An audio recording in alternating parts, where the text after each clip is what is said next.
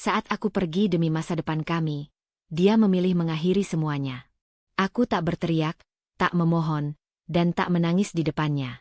Aku menunggu satu pagi untuk membuatnya menjerit histeris. Sebelum mulai ceritanya, komen dulu kalian dari kota atau negara mana. Aku pengen tahu.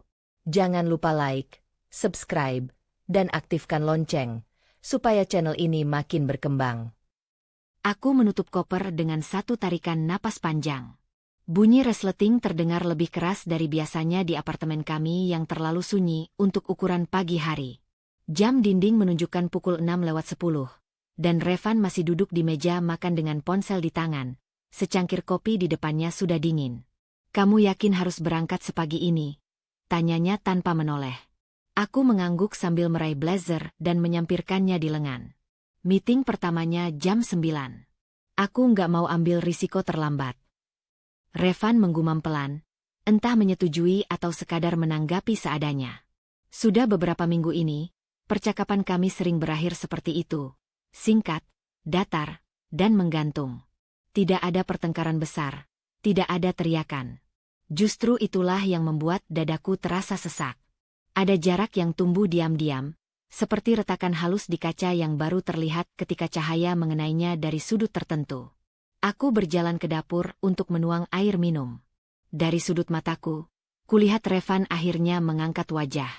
Tatapannya cepat berpaling lagi, seolah ada sesuatu yang tidak ingin ia tunjukkan terlalu lama. "Kamu pulang kapan?" tanyanya. 2 hari lagi. Paling lambat malam ketiga." Aku berhenti sejenak, lalu menambahkan, "Kalau ada apa-apa, kabari aku." Ia mengangguk lagi. Terlalu mudah. Terlalu singkat.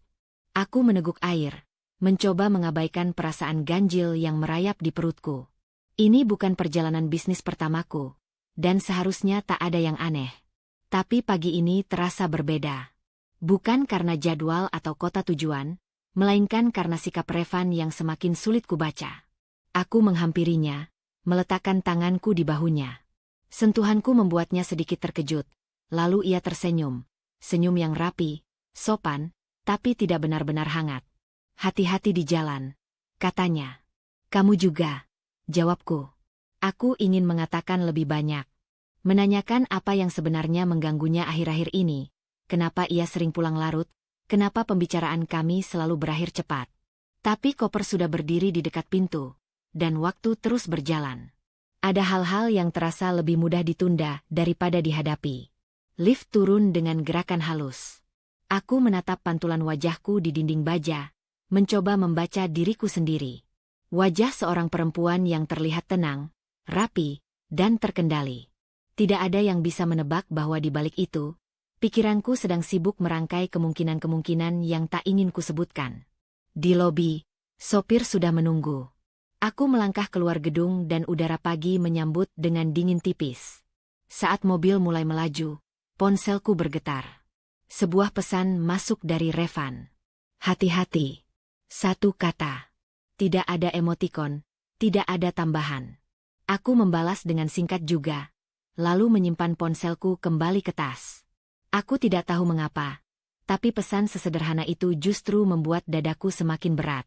Perjalanan menuju bandara kulalui dengan meninjau ulang presentasi di tablet. Angka-angka, grafik, dan catatan strategi bisnis mengalir lancar di kepalaku. Di dunia ini, aku tahu persis apa yang harus kulakukan. Keputusan diambil berdasarkan data, risiko dihitung, langkah disusun rapi. Semua terasa jelas dan terkontrol. Berbeda dengan urusan di rumah. Di ruang tunggu bandara, aku duduk di dekat jendela besar. Pesawat-pesawat tampak sibuk, datang dan pergi dengan tujuan masing-masing. Aku bertanya-tanya, sejak kapan rumah tanggaku terasa seperti ruang transit, tempat singgah sementara sebelum masing-masing pergi ke arah berbeda. Panggilan boarding terdengar. Aku berdiri, menarik koper, dan melangkah masuk ke antrean. Ada pesan lain masuk saat aku menyerahkan boarding pass. Dari Revan lagi. "Meetingnya lancar ya?" Aku tersenyum kecil, tapi senyum itu tidak bertahan lama. Ada sesuatu yang terlalu formal dalam kalimatnya, seperti pesan dari rekan kerja, bukan dari suami. Aku menutup mata sejenak, mencoba menenangkan diri. Mungkin aku terlalu sensitif. Mungkin kelelahan membuatku berpikir berlebihan. Di dalam pesawat, aku duduk di kursi dekat jendela. Saat mesin mulai meraung dan pesawat bergerak perlahan, aku menatap landasan yang semakin menjauh. Jakarta mengecil di bawah sana, bersama semua pertanyaan yang belum sempat kutanyakan. Aku selalu percaya bahwa masalah yang dibiarkan terlalu lama akan menemukan caranya sendiri untuk muncul. Entah dalam bentuk percakapan yang tak terhindarkan, atau dalam keputusan yang diambil sepihak.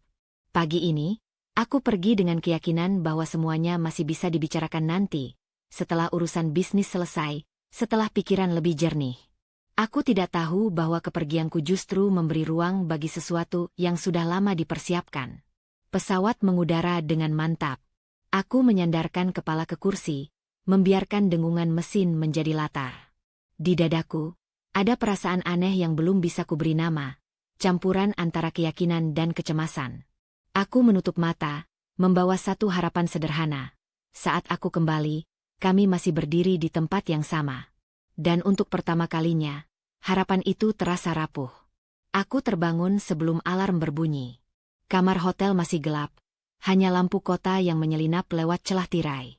Ponsel di meja samping tempat tidur bergetar pelan, lalu berhenti. Getaran singkat, seperti ragu untuk benar-benar mengganggu. Aku meraih ponsel tanpa berpikir panjang, masih setengah sadar. Satu pesan masuk. Dari Revan. Aku duduk, menyandarkan punggung ke sandaran ranjang. Mataku menyapu layar, lambat, seolah butuh waktu untuk mengenali huruf-huruf yang tersusun rapi itu. Kita sudahi saja. Aku sudah mengurus semuanya. Lebih baik kita berpisah baik-baik. Aku membaca ulang. Sekali, 2 kali, 3 kali. Tidak ada kalimat lanjutan. Tidak ada penjelasan. Tidak ada permintaan bicara. Kata-katanya berdiri dingin, seperti putusan yang sudah lama diketok. Dadaku terasa kosong, bukan sesak. Seperti ada sesuatu yang dicabut begitu saja tanpa peringatan. Aku menatap layar sampai cahaya putihnya membuat mataku perih. Jari-jariku gemetar. Tapi aku tidak langsung membalas. Aku turun dari ranjang, berjalan ke jendela, menarik tirai. Kota asing terhampar di bawah, hidup dengan ritmenya sendiri. Orang-orang berangkat kerja, lampu kendaraan bergerak teratur. Dunia tetap berjalan, seolah pesan itu tidak baru saja menjungkir balikan hidupku. Aku mengetik perlahan. Apa maksudmu? Kita bisa bicara setelah aku pulang. Tanda centang muncul. Dibaca. Beberapa detik berlalu. Tidak ada balasan. Aku menghembuskan napas panjang, lalu menekan nomor Revan. Nada sambung terdengar. Sekali, 2 kali, lalu terputus. Aku mencoba lagi. Kali ini langsung masuk ke pesan suara. Tanganku mengepal. Aku tidak berteriak. Tidak menangis. Aku hanya berdiri di sana, menatap kaca jendela yang memantulkan bayanganku sendiri.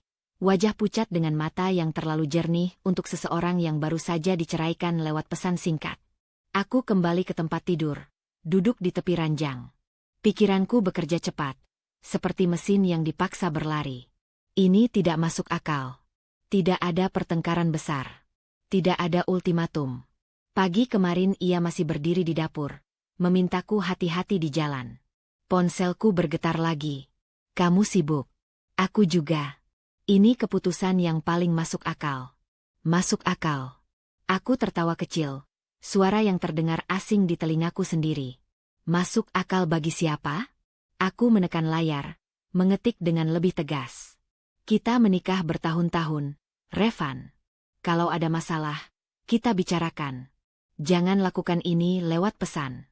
Balasan datang lebih cepat kali ini. Aku sudah capek. Jangan dipersulit. Kalimat itu seperti tamparan. Bukan karena isinya, tapi karena caranya. Seolah aku beban yang ingin ia singkirkan secepat mungkin. Seolah semua yang pernah kami bangun bisa diringkas menjadi satu kata. Capek. Aku bangkit, berjalan mondar-mandir di kamar. Tanganku menyentuh koper yang masih setengah terbuka. Pakaian kerja tersusun rapi, sepatu mengilap. Semua ini terasa ironis. Aku datang ke kota ini untuk mengamankan kesepakatan besar, sementara hidup pribadiku runtuh tanpa suara. Aku menekan nomor Revan lagi. Kali ini, ia mengangkat. Apa ini caramu? Suaraku terdengar lebih tenang dari yang kurasakan. Kamu menceraikanku saat aku di luar kota. Di seberang sana, hening sejenak. Aku nggak mau ribut. Kita berdua sudah tahu ini nggak jalan. Kita. Aku berhenti berjalan. Sejak kapan kamu memutuskan atas namaku? Aku nggak mau berdebat, katanya cepat. Aku sudah tanda tangan berkasnya. Kamu tinggal menyusul. Kata-kata itu membuat kakiku terasa lemas. Aku duduk kembali. Kamu bahkan tidak menungguku pulang. Kamu selalu sibuk, jawabnya datar. Ini waktu yang tepat. Aku menutup mata. Ada banyak hal yang ingin kukatakan, tapi tenggorokanku terasa kering. Kamu melakukan ini tanpa bicara denganku. Tanpa memberi kesempatan apapun. Kesempatan sudah ada sejak lama, katanya. Kita saja yang pura-pura baik-baik. Panggilan terputus. Bukan karena sinyal. Ia yang menutupnya. Aku menatap ponsel di tanganku, lalu meletakkannya di meja dengan hati-hati, seolah benda itu rapuh.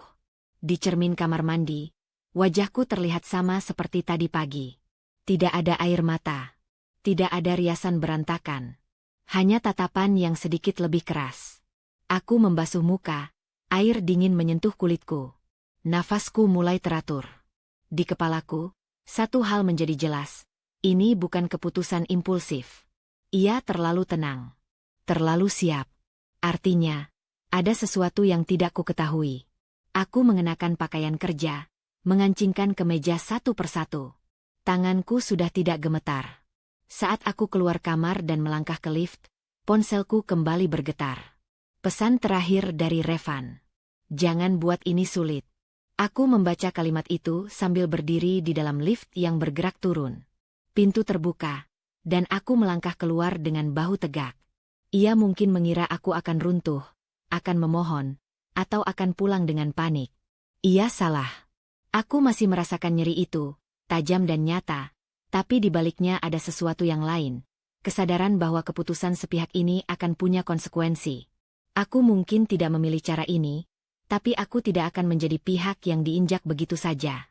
Di lobi hotel, aku berhenti sejenak, menarik napas dalam-dalam. Tanganku menggenggam ponsel erat, lalu kulepaskan perlahan. Aku melangkah menuju pintu, membawa satu perasaan yang kini mengendap tenang di dada.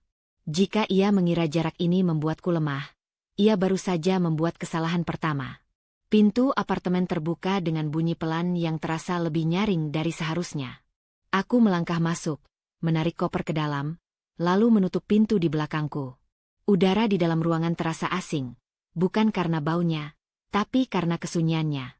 Tidak ada suara televisi, tidak ada langkah kaki tergesa, tidak ada sapaan datar yang biasanya menyambut kepulanganku.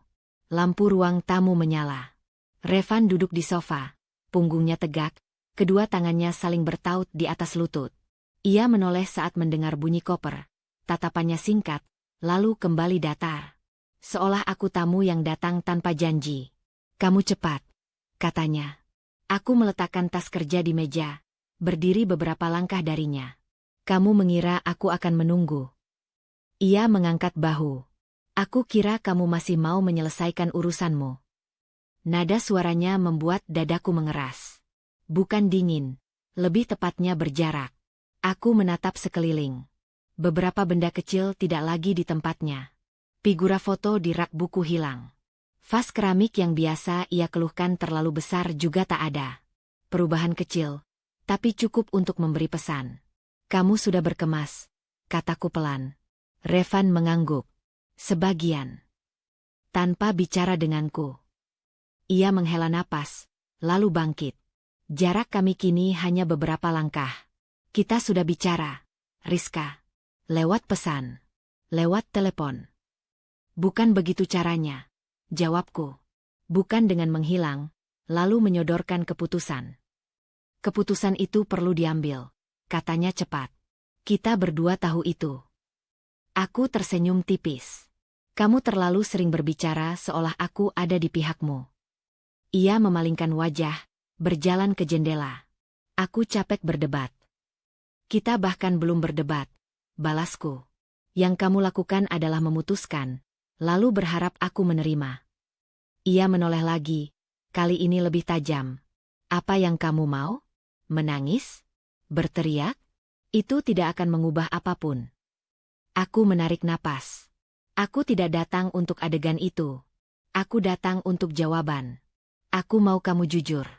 Kenapa sekarang? Revan terdiam. Hening menggantung, berat. Ia mengusap wajahnya sekali, lalu berkata, karena ini waktu yang tepat. Untuk siapa? Untukku. Kejujuran itu menusuk lebih dalam dari kebohongan manapun. Aku mengangguk pelan. Kamu sudah lama menunggu momen ini. Ia tidak menyangkal. Aku tidak ingin menyakitimu. Aku tertawa kecil. Terlambat. Revan mendekat, lalu berhenti. Ada jarak tak terlihat yang tidak ingin ia langkahi. Kita berbeda. Kamu selalu sibuk. Hidupmu penuh dengan target, jadwal, keputusan. Aku lelah menyesuaikan. Kamu tidak pernah mengatakan itu, kataku. Aku sudah, sanggahnya. Kamu yang tidak mendengar. Aku menggeleng. Aku mendengar banyak hal. Keluhan kecil. Sindiran. Tapi tidak pernah ini. Tidak pernah keinginan untuk pergi. Ia terdiam lagi. Tatapannya turun, lalu naik kembali. Aku tidak mau hidup di bayang-bayangmu. Kalimat itu akhirnya mengungkap sesuatu yang selama ini samar. Bayang-bayang, ulangku. Aku tidak pernah menahanmu. Tidak, tapi semua orang tahu, katanya. Setiap kali kita bertemu siapapun, yang dibicarakan selalu kamu. Pekerjaanmu. Pencapaianmu. Aku mendekat selangkah. Itu alasanmu. Ini salah satunya. Jawabnya. Aku ingin hidup yang lebih seimbang. Aku menatapnya lama. Dan kamu memilih meninggalkanku saat aku tidak ada, agar lebih seimbang. Ia mengatupkan rahang. Aku tidak ingin drama. Tidak ada drama, kataku. Hanya tanggung jawab. Revan menghela napas panjang. Aku sudah menandatangani semuanya. Aku tidak akan menariknya. Aku menatap meja, lalu sofa, lalu wajahnya lagi. Ada ketenangan yang mengganggu di rautnya. Seolah keputusan ini membebaskannya. Kamu sudah sejauh ini, kataku, tanpa bertanya apapun padaku. Kamu bisa menyusul, katanya. Kita selesaikan dengan baik. Baik menurut versimu. Ia tidak menjawab. Tangannya masuk ke saku celana. Aku tidak akan memperumit. Aku melangkah ke kamar, membukanya. Lemari terlihat lebih kosong. Setengah bagiannya telah diambil. Aku kembali ke ruang tamu. Kapan kamu mulai mengosongkan rumah ini? 2 hari lalu. Cepat sekali. Lebih baik cepat, katanya. Aku mengangguk. Setiap kata yang ia ucapkan mengonfirmasi satu hal. Ini bukan keputusan mendadak. Ini rencana yang dieksekusi rapi. Kamu sudah siap, kataku. Aku yang tertinggal. Ia menatapku, seolah ingin mengatakan sesuatu, lalu mengurungkan niat. Aku tidak ingin menyakitimu lebih lama.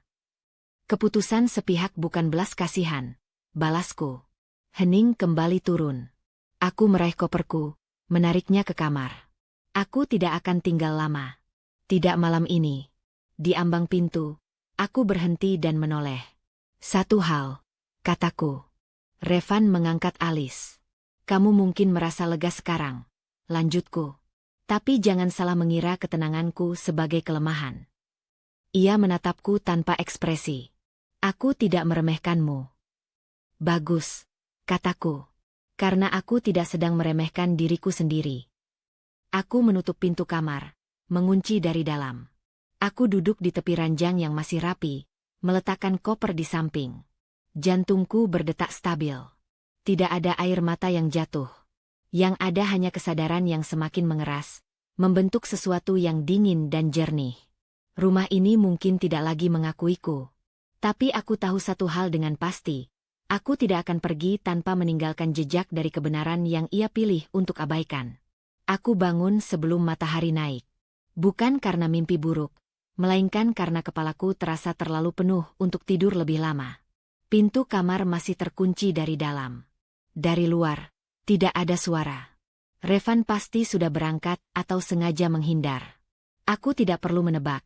Ketidakhadirannya justru terasa seperti konfirmasi dari banyak hal yang semalam belum sempat kupahami. Aku berdiri, merapikan rambut, lalu membuka koper. Aku hanya perlu beberapa pakaian. Tidak ada alasan tinggal lebih lama. Namun sebelum menutup resleting, pandanganku tertarik pada ponsel yang menyala di meja. Ada beberapa notifikasi yang terlewat. Sebagian besar tak penting. Sampai satu surel membuat jariku berhenti. Subjeknya singkat, formal. Aku membukanya.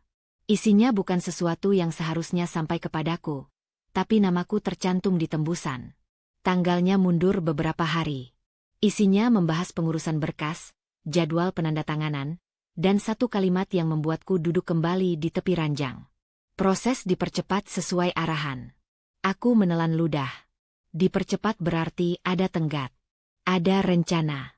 Dan rencana itu disusun saat aku masih di rumah, berjalan di lorong yang sama, berbagi meja makan yang sama. Aku menyandarkan punggung, menatap langit-langit. Ingatanku mundur, menghubungkan hal-hal kecil yang dulu terasa sepele. Cara Revan sering menutup laptop saat aku mendekat. Percakapan yang terputus tiba-tiba. Telepon yang ia jawab di balkon, suaranya diturunkan. Semua itu dulu kuterima sebagai bagian dari kesibukan. Sekarang, potongan-potongan itu mulai membentuk pola yang lebih rapi, dan jauh lebih dingin. Aku keluar kamar. Apartemen masih sunyi. Aku melangkah ke ruang kerja kecil yang jarang kupakai. Rak dokumen terlihat berantakan, seolah baru saja dibongkar lalu disusun ulang terburu-buru. Aku membuka laci yang biasanya berisi map kosong. Beberapa map sudah hilang. Aku tidak panik. Aku hanya mencatat. Di meja, ada bekas lingkaran cangkir kopi yang belum dibersihkan. Aku menelusuri permukaannya dengan jari, lalu membuka laptop yang tertutup. Kata sandinya masih sama. Itu saja sudah cukup bicara. Jika ini benar-benar keputusan mendadak, ia akan lebih berhati-hati. Tapi Revan tidak mengantisipasi aku pulang secepat ini. Riwayat pencarian terbuka saat layar menyala. Aku tidak perlu membaca semuanya. Kata-kata kunci yang muncul sudah cukup menjelaskan arah pikirannya. Ada waktu, tanggal, dan urutan. Semua tersusun jauh sebelum aku meninggalkan kota untuk perjalanan bisnis. Aku menutup laptop tanpa emosi berlebihan. Rasa sakit itu masih ada, tapi kini berdiri berdampingan dengan sesuatu yang lebih tajam, kejelasan. Ini bukan soal perasaan yang berubah semalam. Ini soal keputusan yang dipersiapkan rapi, dengan asumsi aku akan mengikuti arus. Langkah kaki terdengar dari arah pintu. Revan masuk, jasnya masih rapi. Ekspresinya netral.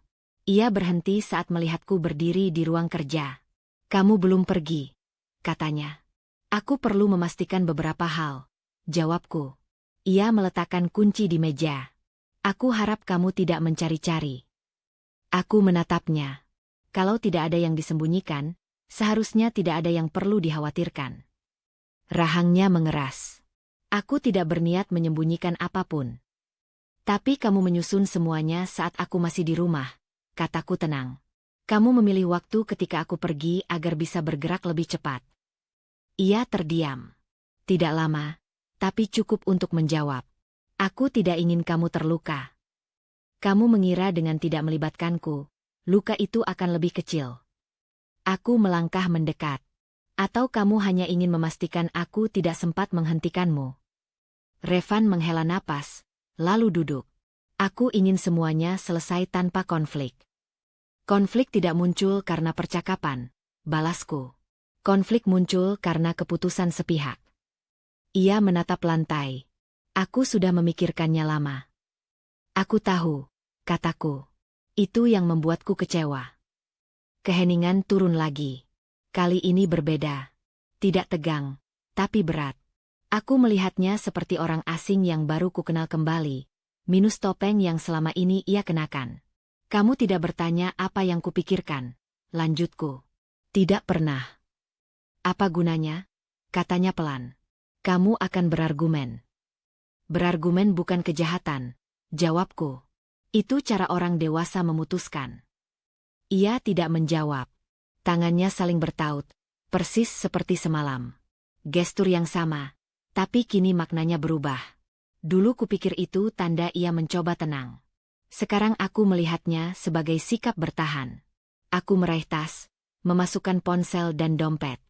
Aku akan pergi. Kapan kamu kembali? Tanyanya. Refleks.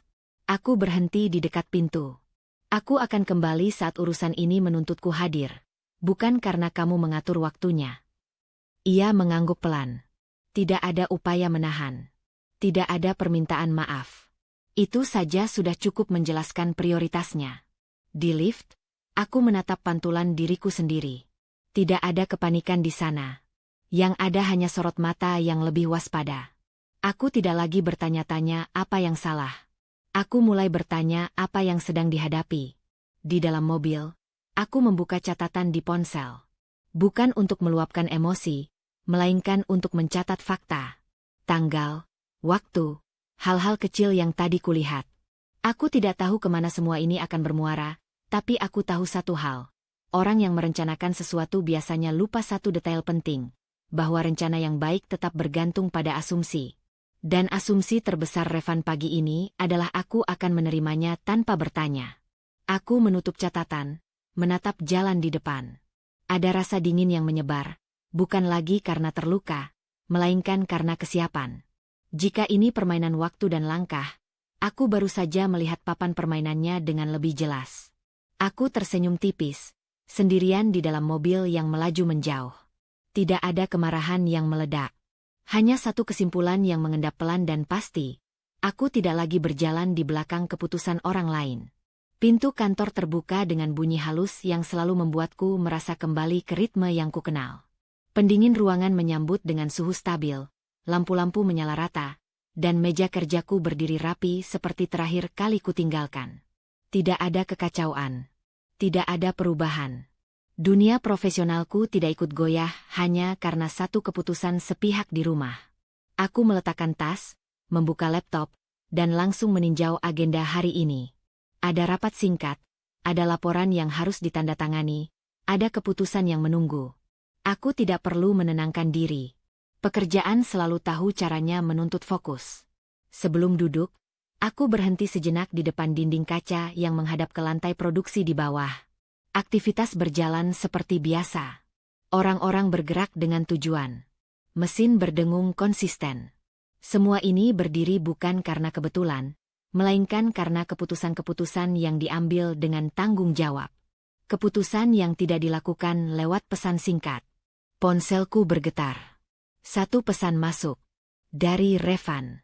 Kita bisa bicara nanti soal hal-hal teknis. Aku tidak mau ini mengganggu pekerjaanmu. Aku membaca tanpa reaksi. Kalimatnya terdengar seolah ia masih punya ruang untuk mengatur batas. Aku tidak membalas. Aku memilih membuka surel yang sudah menunggu sejak pagi. Beberapa notifikasi penting tersusun rapi. Laporan kinerja bulanan, permintaan persetujuan anggaran, dan satu berkas yang menarik perhatianku. Daftar nama karyawan di beberapa divisi strategis. Aku membuka detailnya. Mataku menyapu cepat, berhenti pada beberapa nama keluarga Revan yang tidak asing. Aku menutup berkas itu tanpa keputusan apapun. Bukan sekarang. Aku tidak bekerja berdasarkan emosi. Tapi aku mencatat. Rapat dimulai tepat waktu. Aku berdiri di ujung meja panjang, mendengarkan pemaparan singkat. Angka-angka bergerak di layar, grafik naik turun dengan logika yang bisa ditelusuri. Aku mengajukan pertanyaan yang tepat, meminta klarifikasi, lalu menyetujui langkah berikutnya. Tidak ada yang berubah dalam caraku memimpin. Jika ada yang memperhatikan lebih saksama, mungkin mereka akan melihat ketenangan yang lebih padat dari biasanya. Selesai rapat, aku kembali ke ruangan. Aku membuka laci, mengambil map lama berisi dokumen pendirian perusahaan. Tanganku berhenti pada satu halaman yang sudah berkali-kali kubaca selama bertahun-tahun. Tapi hari ini terasa berbeda. Namaku tercantum jelas. Tanggung jawab, wewenang, dan batasnya ditulis hitam di atas putih. Aku tersenyum kecil. Bukan karena puas, melainkan karena di titik ini, aku tidak perlu membuktikan apapun pada siapapun. Ponsel kembali bergetar. Kali ini panggilan. Revan. Aku mengangkatnya tanpa tergesa. Ya. Kita perlu bicara soal perusahaan, katanya langsung. Aku dengar kamu sudah kembali ke kantor. Aku memang bekerja di sini, jawabku. Ada yang ingin kamu sampaikan? Ia terdiam sejenak, lalu melanjutkan, aku ingin memastikan urusan pribadi kita tidak berdampak ke orang lain. Aku memutar kursi, menatap keluar jendela. Aku juga menginginkan hal yang sama. Bagus, katanya cepat. Karena beberapa posisi itu sensitif. Aku membiarkan hening berjalan 1 detik lebih lama dari yang nyaman. Sensitif karena apa? Karena mereka sudah lama di sini, jawabnya.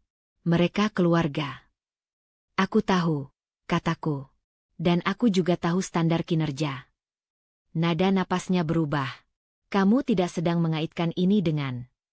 Aku sedang membicarakan pekerjaan, potongku tenang. Sesuatu yang selalu kamu minta dariku. Ia terdiam lagi. Aku bisa membayangkan ekspresinya. Tegang, berhitung. Aku hanya tidak ingin ada keputusan impulsif. Aku menegakkan punggung. Keputusan impulsif bukan gayaku. Panggilan berakhir tanpa kesepakatan apapun. Aku meletakkan ponsel, lalu membuka kembali berkas yang tadi kututup. Kali ini, aku membacanya lebih teliti. Catatan kinerja. Evaluasi berkala. Ada angka yang berbicara jujur. Ada peringatan yang pernah diabaikan. Ada toleransi yang diberikan bukan karena prestasi, melainkan karena hubungan. Aku tidak mengambil tindakan saat itu juga. Aku menjadwalkan audit internal sesuai prosedur. Resmi. Terbuka. Sesuai aturan yang selama ini menjadi pagar kami bersama.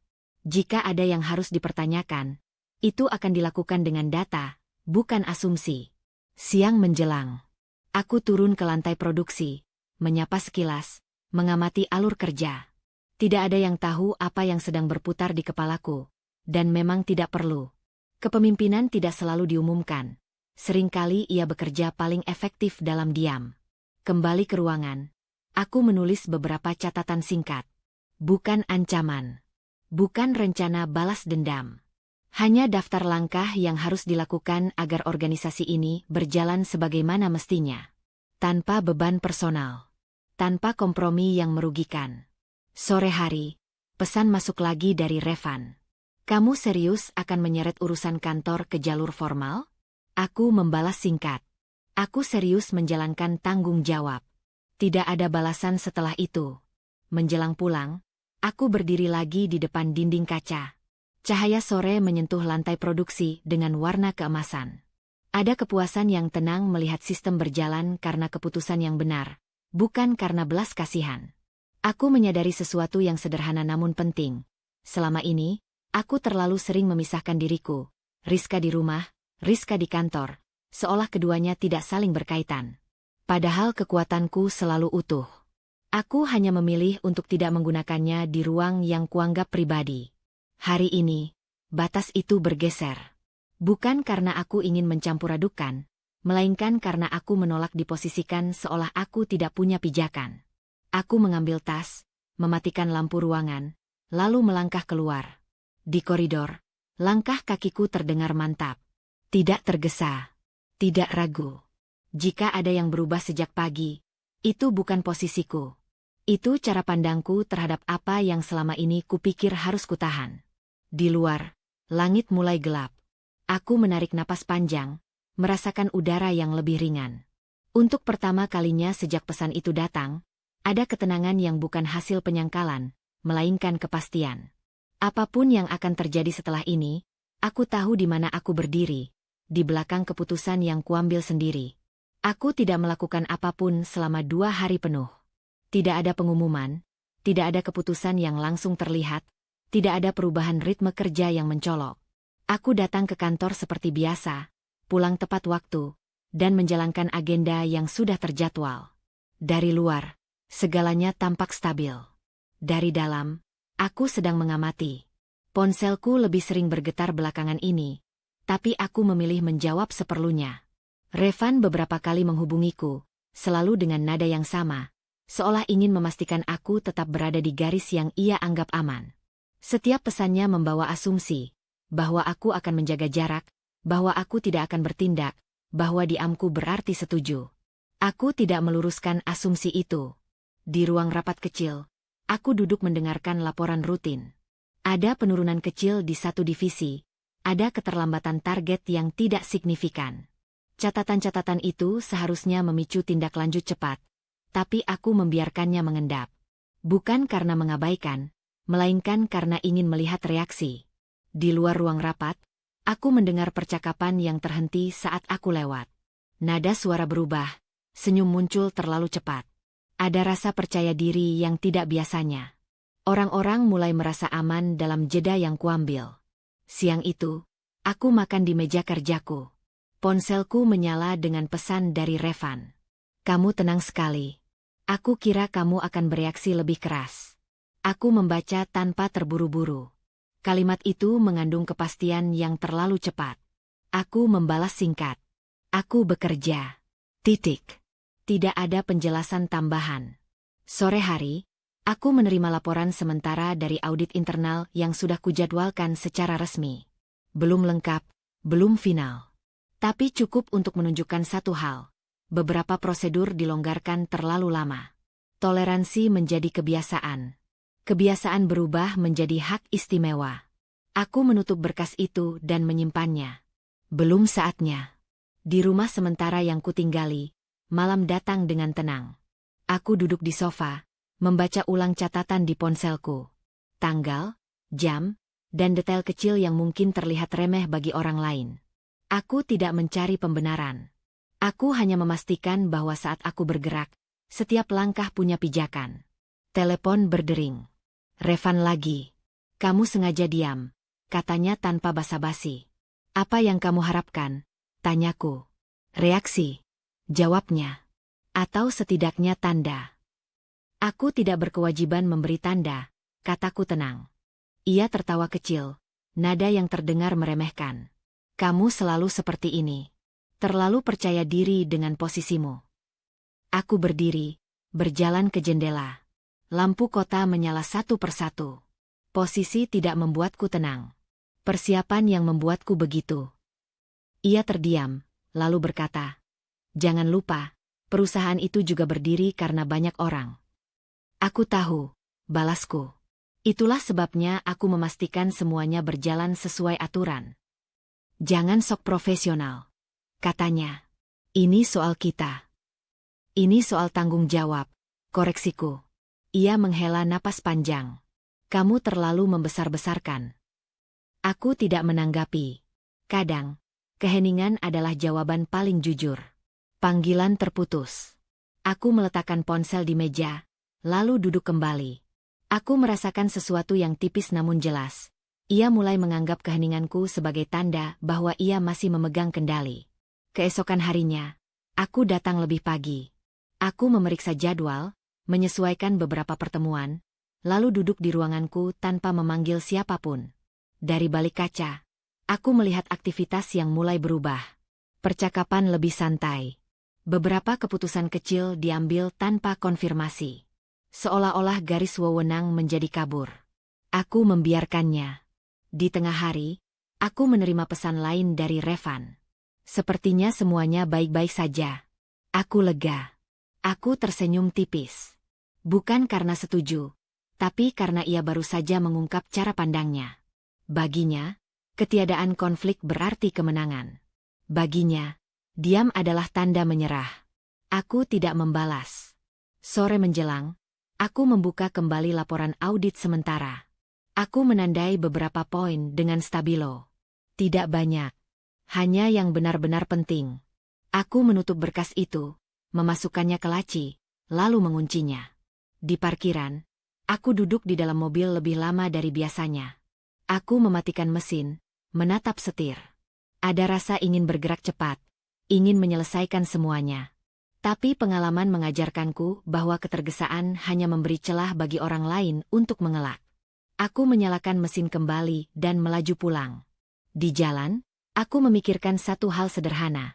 dalam setiap ketidakseimbangan kekuasaan, selalu ada momen ketika pihak yang merasa unggul mulai lengah. Dan kelengahan itu tidak datang karena kekuatan. Ia datang karena salah membaca lawan. Malam itu, sebelum tidur, aku menuliskan satu kalimat di catatan pribadiku. Diam bukan berarti berhenti.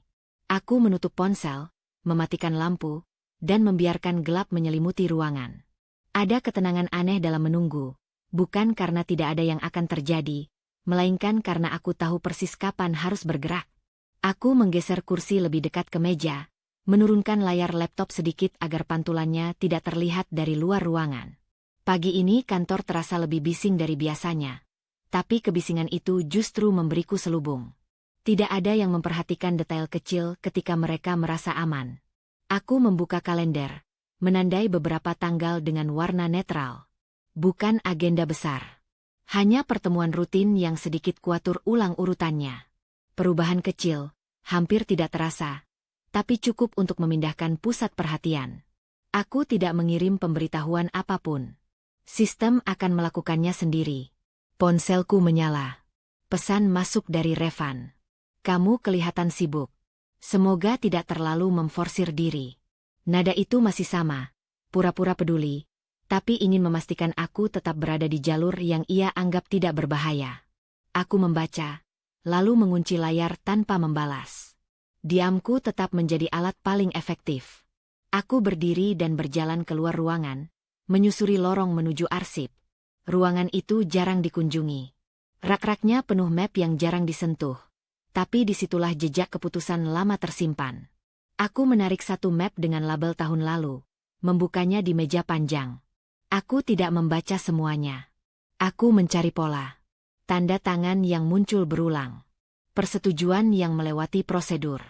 Catatan kecil di margin yang seharusnya memicu pertanyaan, tapi dibiarkan lewat. Semua itu tidak melanggar hukum secara terang-terangan. Justru itulah masalahnya. Ia berada di wilayah abu-abu yang nyaman bagi mereka yang merasa kebal. Aku menutup map, mengambil satu lagi. Lalu satu lagi. Tidak ada ekspresi di wajahku. Ini bukan soal marah atau kecewa. Ini soal memastikan bahwa ketika aku bergerak, tidak ada celah untuk menyebutnya emosional. Kembali ke ruangan, aku duduk dan mengetik beberapa surel singkat. Isinya formal, ringkas, dan tidak memancing kecurigaan. Permintaan data tambahan. Penjadwalan ulang evaluasi. Semua sesuai prosedur. Tidak ada yang bisa dipersoalkan. Siang hari, aku makan cepat di pantry. Di sana, dua orang berhenti bicara saat aku masuk. Aku tidak menatap mereka. Aku menuang air, membuka kotak makan, dan duduk. Percakapan pelan kembali terdengar, lebih berhati-hati. Aku mencatat reaksi itu tanpa memberi makna berlebihan. Setelah makan, aku menerima laporan kehadiran. Angka-angkanya tidak mengejutkan, tapi satu nama muncul terlalu sering di kolom dispensasi. Aku menandainya, lalu melanjutkan membaca. Keputusan tidak diambil di saat pertama kali melihat kejanggalan. Keputusan diambil ketika semua kejanggalan membentuk garis lurus. Telepon berdering. Revan. Aku dengar kamu mulai minta data lama. Katanya. Tidak ada basa-basi. Aku rutin melakukannya. Jawabku. Kenapa sekarang? Karena ini waktunya, kataku. Ia tertawa pendek. Kamu terlalu serius. Aku selalu serius, balasku. Ia terdiam sejenak. Aku harap kamu tidak mencari-cari masalah. Aku memutar kursi, menatap dinding kaca. Aktivitas di luar tampak normal. Masalah muncul ketika orang berhenti memeriksa. Jangan berlebihan, katanya. Semua orang sudah bekerja lama di sini. Aku menghargai pengalaman, jawabku. Dan aku menghargai aturan. Panggilan berakhir dengan hening yang tidak nyaman. Aku meletakkan ponsel, lalu melanjutkan pekerjaanku. Setiap langkah kecil yang kuambil hari ini menempatkan satu batu pijakan ke arah yang berbeda dari yang mereka perkirakan. Sore menjelang, aku memanggil satu rapat singkat. Agendanya umum. Tidak ada keputusan besar. Tapi aku mengubah satu hal, urutan pembahasan. Aku memulai dari data, bukan laporan lisan. Beberapa wajah terlihat terkejut. Tidak ada yang memprotes. Ada pertanyaan? Tanyaku setelah presentasi singkat. Tidak ada. Hanya anggukan-anggukan cepat. Aku menutup rapat tepat waktu, lalu kembali ke ruangan tanpa penjelasan tambahan. Ketika seseorang merasa perlu bertanya tapi memilih diam, itu berarti perubahan sudah mulai terasa. Di mejaku, aku membuka catatan pribadiku. Aku menulis 3 poin. Tidak lebih. Poin-poin itu bukan target, melainkan batas. Hal-hal yang tidak akan lagi kutoleransi. Aku menutup buku itu dan menyimpannya di laci. Pesan masuk lagi dari Revan. Kamu kelihatan berubah. Aku membalas satu kalimat. Aku sedang fokus. Tidak ada balasan setelah itu. Menjelang pulang, aku menyempatkan diri turun ke lantai bawah. Aku berjalan perlahan, memperhatikan detail yang sering luput. Cara orang menyimpan berkas. Cara mereka menghindari tatapan. Cara keputusan kecil diambil tanpa dokumentasi. Semua itu bukan bukti, tapi petunjuk. Di parkiran, aku duduk di mobil dengan mesin mati. Aku menarik napas dalam-dalam, lalu menghembuskannya perlahan. Aku tidak merasakan euforia. Tidak ada rasa menang. Yang ada hanyalah kepastian bahwa arah telah berubah. Aku menyalakan mesin dan melaju. Lampu-lampu jalan menyala satu persatu, membentuk garis panjang di depan. Aku tidak tahu berapa lama proses ini akan berjalan, tapi aku tahu satu hal. Aku tidak lagi bereaksi terhadap langkah orang lain. Aku sedang menyusun langkahku sendiri, dengan tenang dan tanpa sorotan. Saat sampai di rumah, aku menaruh tas, membuka jendela, dan membiarkan udara malam masuk. Aku berdiri di sana beberapa saat, merasakan denyut yang stabil di dada. Tidak ada kegelisahan. Tidak ada dorongan untuk mempercepat. Aku mematikan lampu, berjalan ke kamar, dan berbaring tanpa menyalakan ponsel. Di kegelapan, pikiranku jernih. Langkah pertama sudah diambil, dan tidak seorang pun menyadarinya. Itulah keunggulannya. Pagi itu aku tidak langsung menuju ruang kerjaku. Aku berhenti di lantai bawah, berdiri beberapa menit di depan papan pengumuman digital yang menampilkan ringkasan operasional. Angka-angka bergerak seperti biasa, tapi satu kolom terlihat tertinggal. Kecil, hampir tak kentara, tapi cukup untuk membuatku berhenti. Aku mencatatnya di ponsel, lalu naik ke atas tanpa terburu-buru. Di meja kerjaku, aku membuka sistem internal. Aku tidak mencari sensasi. Aku mencari konsistensi. Ketika data tidak selaras, selalu ada alasan. Kadang alasan itu sederhana. Kadang disengaja. Aku menggulir layar perlahan, membuka satu laporan, lalu laporan lain. Polanya mulai terbentuk. Aku mengetik perintah pencarian. Nama Revan tidak muncul. Aku memang tidak mencarinya. Aku mencari tanda tangan digital yang sering muncul bersamaan, keputusan yang lolos tanpa koreksi, dan jalur persetujuan yang terlalu mulus. Ketika tiga hal itu bertemu, biasanya ada sesuatu yang disembunyikan di bawahnya. Ponselku bergetar. Panggilan dari Revan. "Kamu di kantor?" tanyanya. "Iya." "Jangan terlalu lama. Kita makan malam." "Aku ada pekerjaan," jawabku. Ia menarik napas. "Kamu belakangan ini sulit dihubungi." Aku sedang memastikan semuanya berjalan sesuai aturan. "Kamu terdengar seperti sedang menginterogasi," katanya, setengah bercanda. Aku tidak tertawa. Aku hanya membaca data. Panggilan berakhir tanpa salam.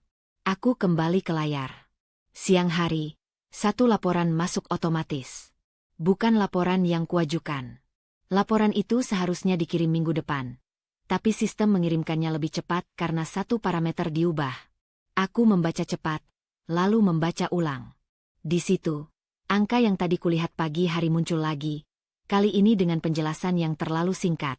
Aku mencetak halaman tertentu dan menandainya. Tidak dengan spidol merah atau catatan emosional. Hanya garis lurus di samping angka yang tidak masuk akal. Aku mengingat satu kalimat Revan beberapa hari lalu, bahwa semua orang sudah bekerja lama. Lama tidak selalu berarti benar. Sore itu, aku mengatur pertemuan singkat. Tidak resmi, tidak tercatat sebagai rapat besar.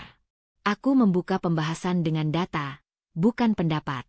Aku meletakkan kertas cetakan di meja, mendorongnya ke tengah. Ada yang bisa menjelaskan selisih ini? Tanyaku. Tidak ada jawaban langsung. Beberapa detik hening cukup untuk menunjukkan bahwa ini bukan kesalahan administratif biasa. Itu hanya penyesuaian sementara. Seseorang akhirnya berkata.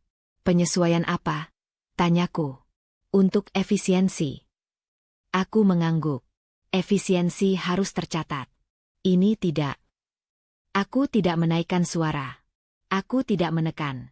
Aku hanya menunggu. Ketika tidak ada tambahan penjelasan, aku menutup pembahasan dengan satu kalimat. Aku akan minta klarifikasi tertulis. Setelah pertemuan selesai, suasana berubah. Tidak ada yang menatap langsung. Tidak ada yang bercanda. Aku kembali ke ruangan dengan langkah tenang.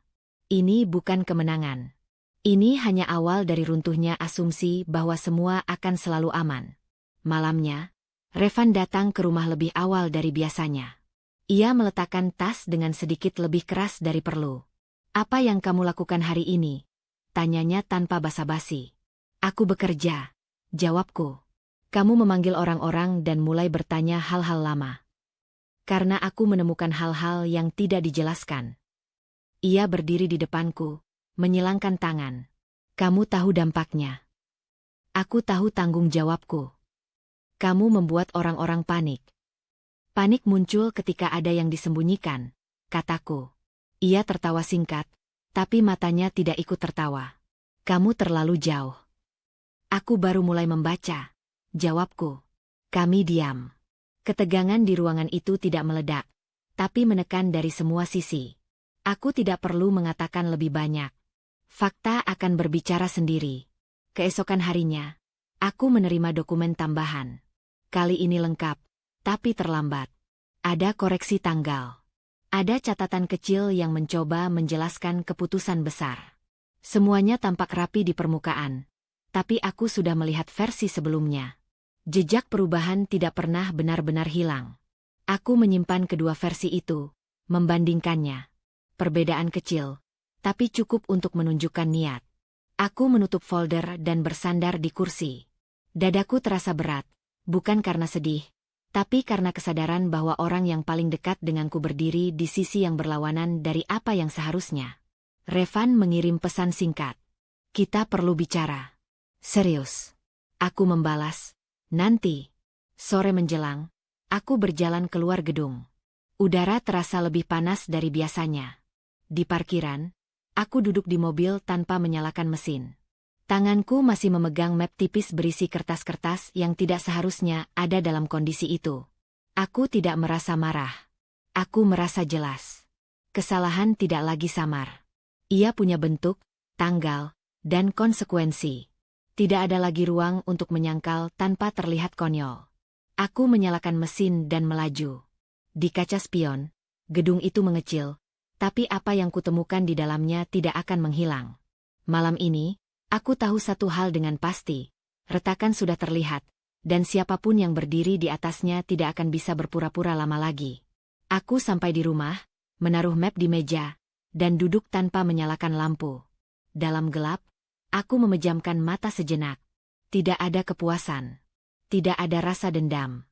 Hanya ketenangan dingin dari seseorang yang akhirnya memegang bukti, bukan dugaan.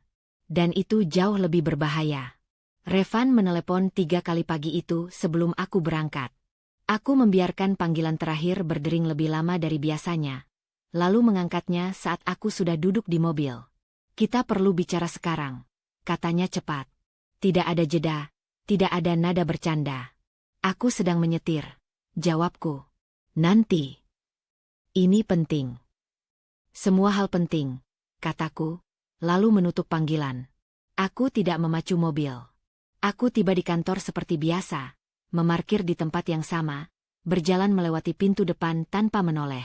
Di dalam, udara terasa lebih tegang. Bukan karena sesuatu yang terlihat, tapi karena ritmenya berubah. Orang-orang bergerak lebih cepat, bicara lebih pelan. Di mejaku, satu pesan masuk melalui sistem internal. Permintaan akses darurat ke data yang kemarin kutandai. Permintaan itu datang dari akun yang jarang digunakan untuk hal teknis. Aku membaca ulang, lalu menolaknya tanpa keterangan tambahan. Penolakan otomatis akan tercatat. Tidak perlu penjelasan. Ponselku bergetar lagi. Revan, kamu menolak akses, katanya begitu aku mengangkat. Permintaan itu tidak sesuai prosedur. Kamu tahu itu hanya formalitas. Justru karena formalitas itulah aku menolak. Ia menghela napas panjang. Kamu membuat semuanya jadi sulit. Aku membuatnya jadi jelas. Jawabku. Ia terdiam. Aku bisa membayangkan raut wajahnya. Alis berkerut, rahang mengeras. Ia selalu terlihat seperti itu ketika sesuatu tidak bergerak sesuai keinginannya. Apa yang kamu mau? Tanyanya akhirnya. Aku mau semua berjalan sesuai aturan. Itu jawaban yang aman, katanya. Aku butuh jawaban yang jujur.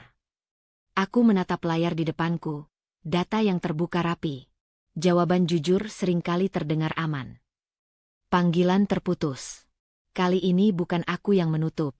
Menjelang siang, aku memanggil pertemuan singkat lagi. Agenda tetap data. Tidak ada diskusi panjang. Aku meminta klarifikasi tertulis untuk satu keputusan spesifik, lengkap dengan kronologi. Tidak ada yang menentang. Tidak ada yang bertanya. Ketika orang berhenti bertanya, biasanya mereka mulai menghitung. Setelah pertemuan, aku menerima pesan singkat dari Revan. Kamu sedang mengubah banyak hal. Aku membalas satu kalimat. Aku memastikan fondasinya tidak rapuh. Beberapa menit kemudian, ia muncul di kantor. Tidak memberitahu, tidak menunggu. Ia masuk ke ruanganku dan menutup pintu di belakangnya. Kamu tidak bisa melakukan ini, katanya. Nada suaranya rendah, tapi tergesa. Aku sedang melakukannya, jawabku. Kamu tahu dampaknya ke orang-orang yang bergantung pada keputusan itu. Aku tahu dampaknya jika aku membiarkannya. Ia berjalan mondar-mandir. Ini bukan caramu. Kamu mengenalku dari sudut yang kamu butuhkan, kataku. Ia berhenti. Kamu menekan semua jalur sekaligus.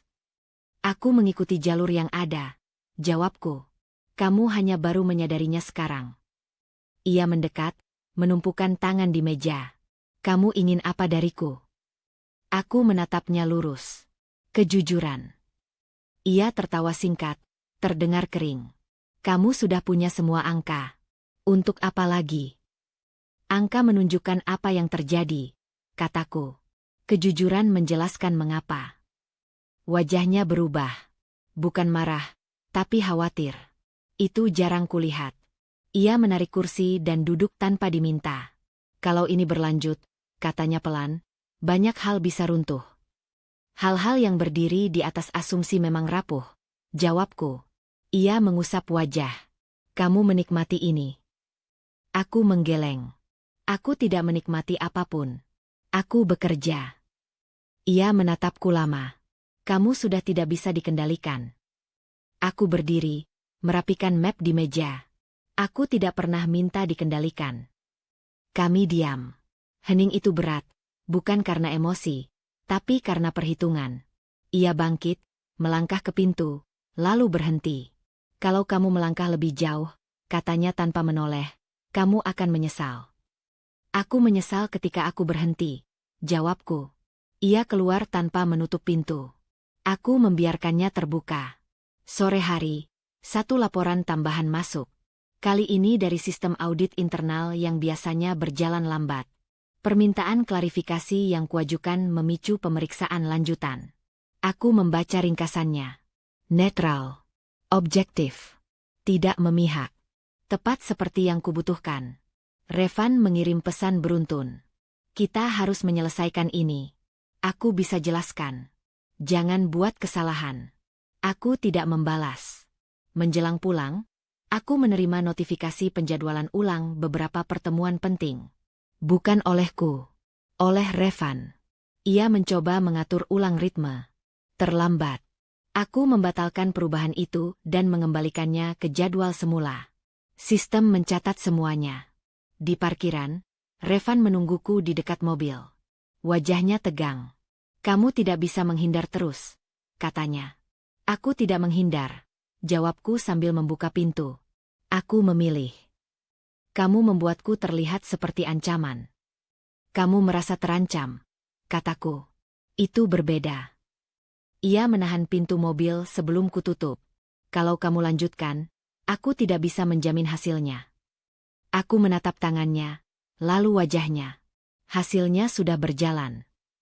Ia melepaskan pegangan. Aku masuk dan menyalakan mesin. Saat aku melaju keluar, aku melihatnya di kaca spion, berdiri diam, tidak mengejar. Di rumah, aku duduk di ruang tamu tanpa menyalakan lampu. Ponselku senyap untuk pertama kalinya hari itu. Aku merasakan sesuatu yang baru, keseimbangan yang bergeser. Bukan karena aku mendorongnya, tapi karena ia tidak lagi mampu menahannya. Aku menutup mata, menarik napas perlahan. Ancaman yang dulu samar kini punya wajah yang cemas. Dan untuk pertama kalinya sejak semuanya berubah, aku tahu aku tidak sedang bereaksi terhadap tekanan. Tekanan itu sedang mencari jalan keluar dariku. Pagi itu aku datang lebih awal dari biasanya. Gedung masih setengah gelap, hanya lampu keamanan yang menyala. Aku berjalan pelan, mendengar langkah kakiku sendiri, dan untuk pertama kalinya tidak merasa perlu menyamarkan tujuan. Hari ini bukan tentang mengamati atau menunggu. Hari ini tentang memutuskan. Aku meletakkan tas di meja, membuka laptop, dan langsung masuk ke sistem. Tidak ada keraguan di jariku saat memasukkan kata sandi. Semua akses yang kumiliki masih utuh. Aku memastikan satu persatu, membuka panel otorisasi, memeriksa batas kewenangan. Tidak ada yang berubah. Belum. Di layar, daftar tindakan yang bisa kulakukan terbuka. Aku membaca ulang poin-poinnya, bukan untuk memastikan keberanian, tapi untuk memastikan ketepatan. Keputusan yang salah bukan karena kurang niat, melainkan karena terburu-buru. Aku tidak terburu-buru. Ponselku bergetar. Pesan dari Revan. Kita harus bicara sebelum kamu melakukan sesuatu yang tidak bisa ditarik kembali. Aku membaca tanpa emosi, lalu meletakkan ponsel terbalik. Ia tahu. Itu sudah cukup. Aku membuka berkas yang sudah kusiapkan sejak beberapa hari lalu. Ringkas, bersih, hanya berisi fakta dan rujukan. Tidak ada kalimat emosional. Tidak ada asumsi. Aku menambahkan satu catatan kecil di akhir, memastikan urutannya tepat. Lalu aku menyimpannya dengan nama yang jelas, tanpa kode samar. Jam menunjukkan pukul 8 tepat ketika aku menekan tombol kirim. Tidak ke banyak orang. Hanya ke jalur yang seharusnya menerima. Sistem mengonfirmasi pengiriman. Satu langkah selesai. Aku berdiri, menuang kopi, dan meneguknya perlahan. Tidak ada lonjakan adrenalin. Hanya rasa pahit yang familiar. Di luar, beberapa orang mulai berdatangan. Aku kembali ke meja dan membuka agenda hari ini. Pertemuan-pertemuan tetap berjalan. Dunia tidak berhenti hanya karena satu keputusan besar. Menjelang siang, Revan muncul lagi. Kali ini ia tidak langsung masuk. Ia mengetuk, menunggu sampai aku mempersilakan. Itu saja sudah menunjukkan perubahan. Kamu sudah kirim, katanya, duduk tanpa menatapku. Iya. Kamu sadar artinya. Aku memilihnya dengan sadar. Ia mengusap kening. Kamu memotong semua ruang negosiasi. Negosiasi datang sebelum pelanggaran, jawabku. Kamu tidak memberi waktu. Aku memberi waktu ketika aku menunggu penjelasan, kataku. Waktu itu habis. Ia menatapku tajam. Kamu ingin menjatuhkanku. Aku ingin menghentikan sesuatu yang salah, jawabku. Jika kamu berdiri di jalurnya, itu pilihanmu. Ia tertawa pendek, terdengar getir. Kamu berubah. Aku berhenti menyesuaikan diri, kataku. Ia bangkit, berjalan beberapa langkah, lalu kembali duduk. Masih ada cara untuk memperlambat ini. Aku tidak ingin memperlambat, jawabku. Aku ingin menyelesaikan. Kami diam. Aku membiarkan keheningan itu bekerja. Ia selalu tidak sabar dengan ruang kosong. Aku tahu itu. Apapun yang terjadi setelah ini, katanya pelan, akan meninggalkan bekas. Semua keputusan penting meninggalkan bekas, jawabku. Yang membedakan hanya siapa yang menanggungnya. Ia berdiri lagi, kali ini tanpa kata. Saat ia membuka pintu, aku berkata satu hal. Aku tidak akan menariknya kembali. Ia berhenti sejenak, lalu keluar. Sore itu, notifikasi datang bertubi-tubi. Permintaan klarifikasi resmi. Penjadwalan evaluasi. Beberapa akses dibekukan sementara, sesuai prosedur. Aku menanggapi seperlunya, singkat dan tepat. Tidak ada penjelasan tambahan. Dokumen sudah berbicara. Di sela-sela itu, aku menjalani satu pertemuan penting. Aku memimpin seperti biasa, tidak lebih tegang, tidak lebih lunak. Aku memastikan semua keputusan dicatat, semua persetujuan terdokumentasi. Beberapa orang tampak gelisah. Aku tidak menenangkannya. Aku tidak menakut-nakuti. Aku hanya berjalan lurus. Menjelang akhir hari, aku menerima pesan terakhir dari Revan. Kamu benar-benar menutup semua pintu. Aku membalas satu kalimat. Aku memilih pintu yang benar. Aku menutup laptop, membereskan meja, dan keluar lebih lambat dari biasanya. Lorong kembali sepi. Lampu mulai diredupkan. Aku berhenti sejenak di depan jendela besar, melihat kota yang mulai gelap. Tidak ada rasa menang. Tidak ada rasa kehilangan. Hanya kesadaran penuh bahwa garis sudah ditarik. Di parkiran, udara malam terasa lebih dingin. Aku masuk ke mobil dan duduk tanpa menyalakan mesin. Tanganku disetir. Mantap. Aku memikirkan semua kemungkinan yang akan datang. Tekanan, tuduhan, upaya membelokkan cerita. Semua itu tidak membuatku gentar. Aku sudah memilih untuk tidak berbalik. Aku menyalakan mesin dan melaju. Lampu merah menghentikanku sebentar. Aku menunggu dengan tenang, lalu melanjutkan perjalanan. Di rumah, aku tidak langsung menyalakan lampu. Aku duduk di ruang tamu, merasakan sunyi yang padat. Keputusan besar sering digambarkan sebagai ledakan. Bagiku, ia lebih seperti pintu yang ditutup perlahan, tapi dengan kunci yang kuat. Aku bersandar, menarik napas dalam-dalam, dan menghembuskannya pelan. Tidak ada jalan mundur. Dan untuk pertama kalinya, itu terasa tepat. Pagi itu tidak ada yang terasa dramatis. Tidak ada suara keras, tidak ada langkah tergesa. Justru ketenangan itulah yang menandai bahwa keputusan kemarin telah masuk fase paling berbahaya. Eksekusi. Aku tiba di kantor tepat waktu. Tidak lebih awal, tidak lebih lambat. Begitu duduk, aku langsung membuka surel. Sudah ada beberapa balasan resmi. Bahasanya kaku, prosedural, persis seperti yang kuharapkan. Tidak ada tuduhan. Tidak ada emosi.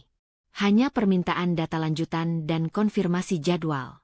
Aku mengirimkan berkas yang diminta, satu persatu, sesuai urutan. Tidak ada tambahan komentar. Aku tahu, semakin sedikit kata yang kugunakan, semakin kecil ruang untuk dipelintir. Pukul 10, notifikasi sistem muncul. Status sementara diberlakukan. Akses tertentu dibatasi sambil menunggu hasil evaluasi. Itu bukan hukuman. Itu pengamanan. Tapi aku tahu dampaknya akan terasa seperti tamparan bagi mereka yang selama ini merasa nyaman. Aku berdiri dan berjalan ke ruang rapat kecil. Di dalam, beberapa orang sudah duduk. Wajah mereka tegang, tapi berusaha netral. Aku membuka pertemuan tanpa basa-basi. Kita akan menyesuaikan alur kerja sementara, kataku. Semua keputusan strategis melewati jalur ini sampai evaluasi selesai. Tidak ada yang memotong. Tidak ada yang membantah. Ada pertanyaan? Tanyaku. Satu orang mengangkat tangan, ragu-ragu. Apakah ini berarti perubahan struktur? Tidak, jawabku singkat. Ini berarti pengawasan. Ia mengangguk dan menunduk. Itu saja. Pertemuan selesai cepat. Aku kembali ke ruanganku, menutup pintu, dan menarik napas pelan. Aku tidak merasa puas. Aku merasa bertanggung jawab. Perasaan itu lebih berat, tapi juga lebih jujur. Menjelang siang, Revan menelepon. Aku melihat namanya di layar beberapa detik sebelum mengangkat. Kamu sudah mulai, katanya. Aku menjalankan keputusan. Kamu tahu apa yang terjadi di bawah. Aku tahu apa yang seharusnya terjadi, jawabku. Ia tertawa singkat, tanpa humor. Kamu membuat orang-orang panik. Aku membuat sistem bekerja, kataku. Kamu bersikap seolah-olah ini tidak menyentuh kita. Aku diam sejenak. Ini menyentuh kita sejak lama. Kita hanya memilih untuk tidak melihatnya. Nada suaranya meninggi. Kamu bicara seolah-olah aku musuh. Aku bicara sebagai orang yang tidak lagi menutup mata, jawabku. Ia menghembuskan napas kasar. Kamu menikmati kendali ini. Aku menatap jendela. Aku menikmati kejelasan. Panggilan berakhir tanpa penutup. Aku meletakkan ponsel dan kembali bekerja. Sore itu, satu persatu dampak mulai terlihat. Penjadwalan ulang proyek. Persetujuan tertahan. Permintaan klarifikasi mengalir ke jalur resmi, bukan lagi lewat pesan pribadi atau pertemuan tertutup. Ritme berubah. Lebih lambat, tapi lebih bersih. Aku menerima laporan singkat dari sistem. Tidak ada angka mengejutkan. Justru ketenangan datanya yang berbicara. Segalanya berjalan sesuai aturan ketika aturan benar-benar diterapkan. Menjelang akhir hari, Revan datang lagi. Kali ini ia tidak masuk. Ia berdiri di depan pintu, mengetuk sekali, lalu menunggu. Kamu puas? Tanyanya ketika aku mempersilakan masuk. Tidak, jawabku jujur. Ia terlihat terkejut. Lalu untuk apa semua ini? Untuk memastikan tidak ada lagi yang bergantung pada kelonggaran yang salah, kataku. Ia duduk perlahan. Kamu sadar, setelah ini, tidak ada yang akan sama. Aku tidak mengejar, sama, jawabku. Aku mengejar benar. Ia menunduk, lalu tertawa pelan. Kamu selalu tahu bagaimana terdengar yakin. Aku yakin karena aku memeriksa, kataku. Ia menatapku lama. Kalau hasil akhirnya tidak seperti yang kamu harapkan, aku akan menerimanya, jawabku. Asal prosesnya jujur. Kami diam. Untuk pertama kalinya, aku melihat kelelahan di wajahnya. Bukan kemarahan, bukan kesombongan. Kelelahan karena kehilangan kendali. Ia berdiri. Kamu tahu, ini baru permulaan. Aku mengangguk. Aku tidak mengira sebaliknya. Ia keluar tanpa berkata apa-apa lagi. Saat senja turun, aku menutup semua berkas. Aku tidak membawa pekerjaan pulang. Tidak karena semuanya selesai, tapi karena aku tahu apa yang perlu menunggu. Di parkiran, aku berhenti sejenak sebelum masuk mobil. Langit berwarna kelabu, udara lembab. Aku merasakan berat di bahu, tapi tidak goyah. Keputusan yang dieksekusi tidak pernah terasa ringan. Justru karena itu, ia layak dijalani dengan kepala tegak. Aku menyetir pulang tanpa musik. Di rumah, aku duduk di ruang tamu, memandangi dinding kosong. Tidak ada rasa menang. Tidak ada rasa takut. Hanya kesadaran bahwa apa yang kumulai tidak bisa dihentikan dengan kata-kata atau tekanan. Sistem sudah bergerak. Proses sudah berjalan. Dan untuk pertama kalinya sejak semuanya berubah, aku tidak lagi berdiri di ambang keputusan. Aku sudah melangkah masuk. Aku baru saja menutup laptop ketika pintu terbuka keras. Tidak ada ketukan. Tidak ada jeda. Revan masuk dengan langkah cepat. Napasnya berat, wajahnya merah. Ia menutup pintu di belakangnya dengan suara yang terlalu keras untuk ruang sekecil itu. Kamu puas sekarang? Katanya. Suaranya meninggi sejak kata pertama. Aku berdiri perlahan, mendorong kursi ke bawah meja. Gerakanku tenang. Tidak tergesa. Apa yang membuatmu berpikir begitu? Ia tertawa tajam. Jangan pura-pura. Kamu tahu apa yang terjadi hari ini. Aku tahu proses berjalan, jawabku. Proses. Ia melangkah lebih dekat. Kamu menyebut ini proses. Aku menatapnya tanpa mundur. Itu istilah yang tepat. Tangannya mengepal. Ia berhenti di tengah ruangan, lalu berbalik, mondar-mandir seperti binatang yang terjebak. Kamu mempermalukanku. Kamu membuat semua orang melihatku seperti. Ia berhenti, kesulitan mencari kata. Seperti apa? Tanyaku. Ia menoleh tajam. Seperti orang yang tidak layak dipercaya. Aku mengangguk kecil. Kepercayaan tidak hilang karena diperlihatkan. Ia hilang karena dilanggar. Jadi sekarang kamu jadi hakim. Suaranya pecah. Kamu pikir kamu lebih tinggi dari semua orang. Aku tidak berdiri lebih tinggi, kataku. Aku berdiri di tempat yang seharusnya. Ia tertawa lagi. kali ini tanpa suara. Bahunya naik turun. Kamu selalu tahu bagaimana membuat semuanya terdengar masuk akal. Aku tidak membuatnya terdengar apa-apa, jawabku. Aku hanya tidak mengaburkan. Ia menghentikan langkahnya tepat di depanku. Jarak kami dekat, tapi aku tidak mundur. Kamu menghancurkanku. Aku tidak menyentuhmu, kataku. Aku menyentuh keputusan. Keputusan itu milikku, katanya. Aku yang mengaturnya. Itu sebabnya ia diuji, jawabku. Wajahnya menegang. Kamu menikmati ini. Jangan bilang tidak. Aku menghela napas pelan. Aku menikmati saat aku tidak lagi harus menutup mata. Ia menatapku lama, lalu tiba-tiba memukul meja. Bunyi benturannya membuat gelas di sudut bergeser. Kamu pikir kamu kuat sekarang? Aku melirik meja itu sekilas, lalu kembali menatapnya. Kekuatan tidak diukur dari suara. Ia terdiam, napasnya tersengal. Kamu membuatku terlihat kecil. Kamu merasa kecil karena kamu kehilangan kendali, jawabku. Itu berbeda. Ia mengusap wajah dengan kasar. Aku tidak pernah menyangka kamu akan melakukan ini. Aku tidak pernah menyangka kamu akan memaksaku, kataku. Ia mengangkat kepala, matanya merah. Kamu menikam dari belakang. Aku berjalan lurus, jawabku. Kamu berdiri di jalurnya.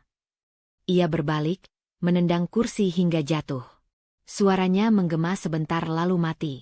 Aku tidak bergerak. Aku tidak memungutnya. Kamu tahu apa yang paling menyakitkan?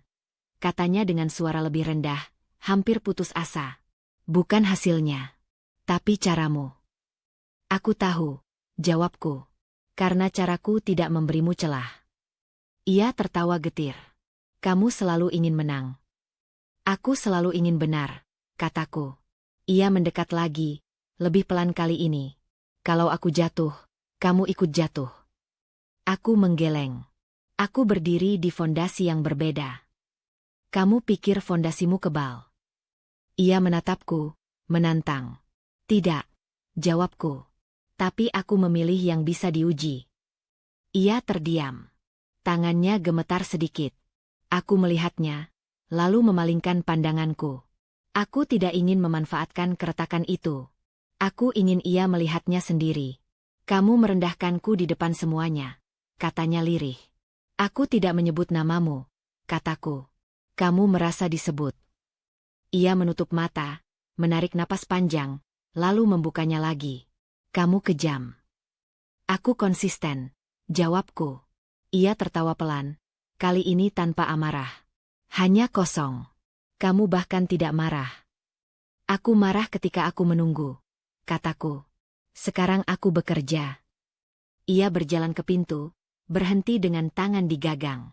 Kamu sudah mengambil segalanya. Aku mengambil tanggung jawab, jawabku.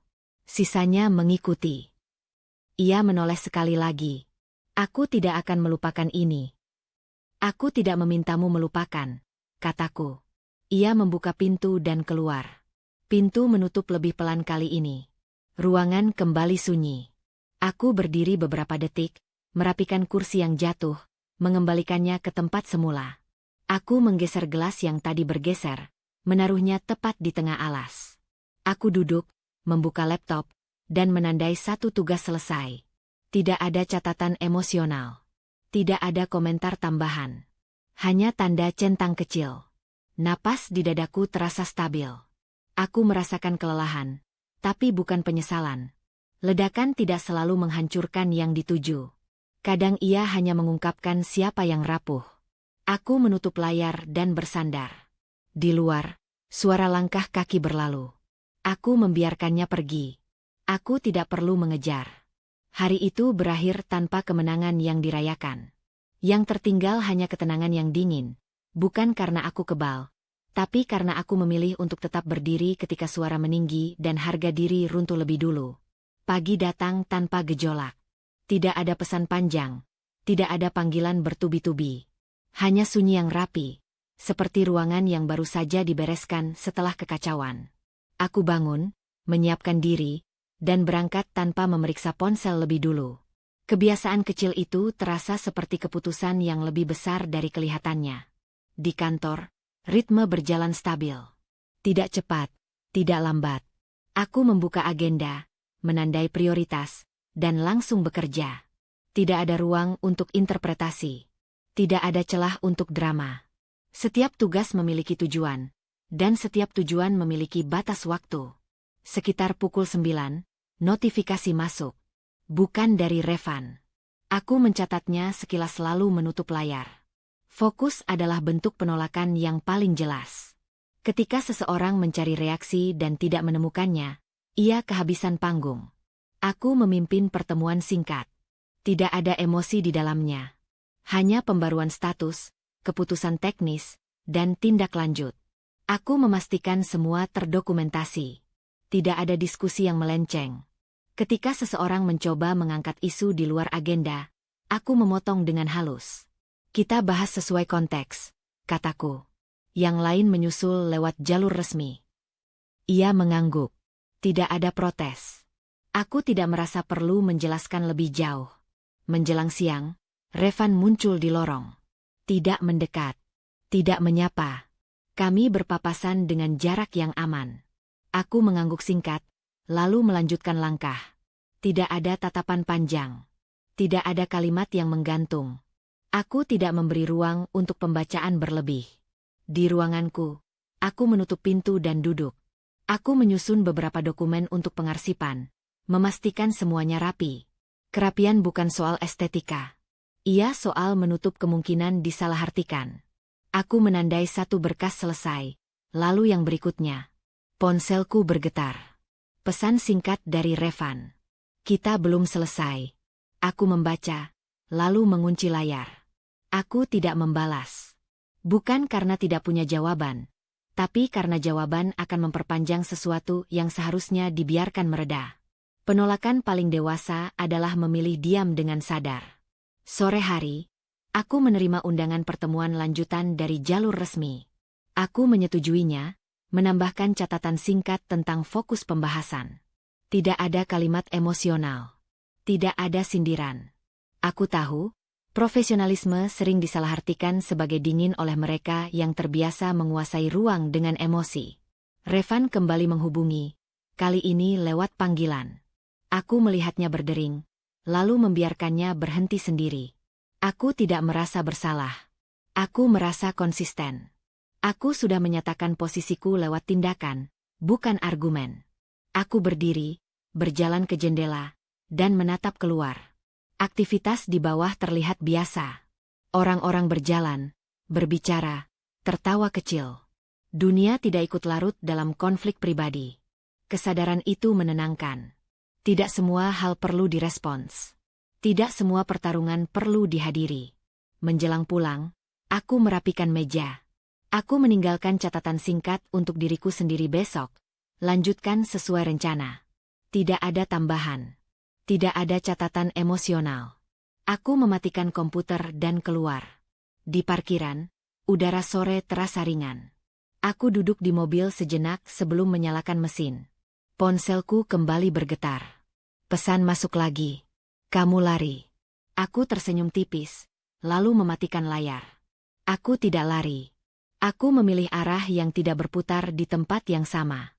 Ada perbedaan besar di antara keduanya. Dalam perjalanan pulang, aku menyetir tanpa musik. Aku membiarkan pikiranku tenang, tidak mencari pembenaran, tidak mengulang percakapan. Aku tidak ingin menang dalam debat. Aku ingin selesai dengan siklus yang melelahkan. Di rumah, aku membuka jendela dan membiarkan udara masuk. Aku mengganti pakaian, membuat minuman hangat, lalu duduk di sofa. Tidak ada kebutuhan untuk mengisi sunyi dengan distraksi. Sunyi itu bersih. Aku memikirkan satu hal dengan jelas. Drama membutuhkan partisipasi. Tanpa itu, ia layu. Aku sudah memilih untuk tidak lagi menjadi penonton, apalagi pemeran. Ponselku tetap diam setelah itu. Aku tidak mengeceknya. Aku membaca beberapa halaman buku, lalu menutupnya ketika mataku lelah. Aku berdiri, mematikan lampu, dan bersiap tidur. Di tempat tidur, aku menarik napas dalam-dalam. Ada rasa lega yang tidak meledak-ledak, tapi mantap. Penutupan emosional tidak selalu ditandai oleh kata terakhir atau pengakuan. Kadang ia hadir ketika kita berhenti menjelaskan diri pada orang yang tidak ingin mendengar. Aku memejamkan mata dengan pikiran jernih. Tidak ada percakapan yang tertunda. Tidak ada kalimat yang ingin kutambahkan. Pintu itu sudah tertutup, tanpa suara, tanpa amarah, dan aku tidak berdiri di depannya lagi. Pagi itu aku bangun tanpa alarm. Cahaya masuk melalui celah tirai, lembut dan tidak memaksa. Aku duduk sejenak di tepi ranjang, mengatur napas, lalu berdiri. Tidak ada pikiran yang berkejaran. Tidak ada agenda yang menekan. Hanya urutan kegiatan yang sudah kupilih dengan sadar. Aku menyiapkan kopi sendiri, tanpa tergesa. Bunyi air mendidih, aroma yang menguar perlahan, semua terasa hadir sepenuhnya. Aku tidak memeriksa ponsel. Aku tidak mencari kabar.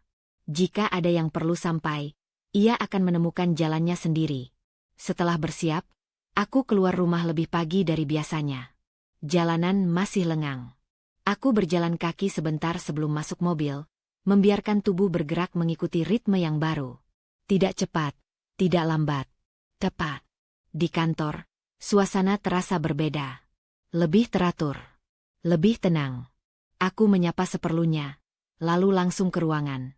Di meja, aku membuka agenda dan menyusun prioritas hari ini. Tidak banyak. Fokus pada hal-hal yang memberi dampak nyata. Aku menandai satu tugas, lalu mulai mengerjakannya tanpa distraksi. Menjelang siang, aku memimpin pertemuan singkat. Pembahasannya spesifik. Keputusan diambil tanpa tarik ulur. Semua dicatat, semua jelas. Tidak ada nada tinggi. Tidak ada gestur berlebihan. Ketika selesai, aku menutup dengan satu kalimat. Kita jalankan sesuai kesepakatan. Mereka mengangguk. Tidak ada yang menambahkan apapun. Aku menghargai itu. Di lorong, aku melihat Revan dari kejauhan. Ia sedang berbicara dengan seseorang. Wajahnya serius. Aku tidak memperlambat langkah, tidak juga mempercepat. Kami berpapasan, bertukar anggukan singkat. Tidak ada rasa tegang. Tidak ada keinginan untuk mengatakan sesuatu. Yang ada hanya jarak yang sehat. Kembali ke ruangan. Aku melanjutkan pekerjaan. Aku meninjau laporan, memberi catatan singkat, dan mengirimkannya kembali. Tidak ada kalimat panjang. Tidak ada sindiran. Aku tidak lagi merasa perlu membuktikan apapun. Hasil kerja sudah cukup berbicara. Sore hari, aku menyempatkan diri keluar sebentar. Aku duduk di kafe kecil dekat kantor, memesan minuman sederhana, dan membaca beberapa halaman buku. Aku tidak terburu-buru. Waktu tidak lagi terasa seperti sesuatu yang harus dikejar. Di ponsel, ada satu pesan masuk. Aku membacanya sekilas, lalu mengarsipkannya. Tidak mendesak. Tidak penting. Aku tidak membiarkan hal kecil mengganggu ketenangan yang sudah susah payah kubangun. Menjelang pulang, aku kembali ke kantor, membereskan meja, dan memastikan semua rapi. Aku meninggalkan catatan kecil untuk esok hari, lalu mematikan komputer. Tidak ada pekerjaan yang kubawa pulang. Aku tahu kapan harus berhenti. Dalam perjalanan, aku memilih jalan yang sedikit lebih panjang. Lampu-lampu jalan menyala satu persatu, menciptakan garis yang konsisten. Aku menyetir dengan jendela sedikit terbuka, membiarkan udara malam masuk. Musik pelan mengiringi, tidak mendominasi. Di rumah, aku membuka pintu, menyalakan lampu, dan menaruh tas. Aku mengganti pakaian, lalu menyiapkan makan malam sederhana. Tidak mewah, tidak rumit. Aku menikmati prosesnya, dari memotong bahan hingga menyajikannya di piring. Aku makan perlahan, tanpa layar di depanku. Aku memperhatikan rasa, tekstur, dan jeda di antara suapan. Hal-hal kecil ini dulu terasa sepele. Sekarang, mereka menjadi penanda bahwa aku hadir sepenuhnya dalam hidupku sendiri. Setelah makan, aku membersihkan dapur, menata ulang rak, dan menyiram tanaman di dekat jendela. Daunnya terlihat lebih segar dari kemarin. Aku tersenyum kecil, lalu duduk di sofa. Aku membuka buku lagi, membaca beberapa halaman, lalu menutupnya ketika mata mulai lelah. Aku berdiri, mematikan lampu satu persatu, dan berjalan ke kamar. Tidak ada pikiran yang mengganggu. Tidak ada perasaan yang tertinggal. Di tempat tidur, aku menarik napas panjang dan menghembuskannya perlahan. Hidup tidak tiba-tiba menjadi sempurna. Tapi ia menjadi milikku kembali. Aku tidak lagi bereaksi terhadap kekacauan. Aku bergerak sesuai ritme yang kupilih sendiri. Dengan pikiran tenang dan tubuh yang rileks, aku memejamkan mata. Hari ini tidak istimewa. Justru itu yang membuatnya berharga. Aku duduk di dekat jendela ketika pagi mulai terang. Hujan turun tipis sejak subuh, meninggalkan garis-garis air di kaca. Aku tidak buru-buru menghapusnya. Ada sesuatu yang menenangkan dari melihat dunia sedikit buram, seolah memberiku jarak yang cukup untuk bernapas. Aku memegang cangkir hangat dengan kedua tangan, merasakan panasnya meresap perlahan. Tidak ada agenda besar hari ini. Tidak ada keputusan berat yang menunggu. Hanya rangkaian hal sederhana yang akan kulalui dengan kesadaran penuh. Dulu, kekosongan seperti ini terasa menakutkan. Sekarang, ia terasa seperti ruang yang layak dihuni. Aku teringat Revan, bukan dengan amarah, bukan pula dengan luka yang masih menganga. Ia hadir seperti bayangan yang semakin jauh, jelas bentuknya, tapi tidak lagi menguasai pandanganku. Kami pernah berdiri di titik yang sama, lalu memilih arah berbeda. Tidak semua perpisahan terjadi karena benci. Sebagian terjadi karena dua orang berhenti tumbuh bersama. Aku menyelesaikan minumanku, lalu beranjak bersiap. Gerakanku ringan, tidak tergesa. Aku memilih pakaian yang nyaman, merapikan rambut seadanya, dan melangkah keluar rumah. Udara pagi terasa segar, menyisakan aroma tanah basah. Aku menarik napas dalam-dalam, membiarkannya memenuhi dada. Di perjalanan, aku memutar rute yang sama seperti beberapa hari terakhir. Jalan ini tenang, tidak banyak kendaraan. Aku menyukainya. Memberi waktu untuk berpikir tanpa harus terjebak dalam pikiran yang berisik. Aku tidak lagi mengulang percakapan lama di kepalaku. Tidak ada kalimat yang ingin kuperbaiki.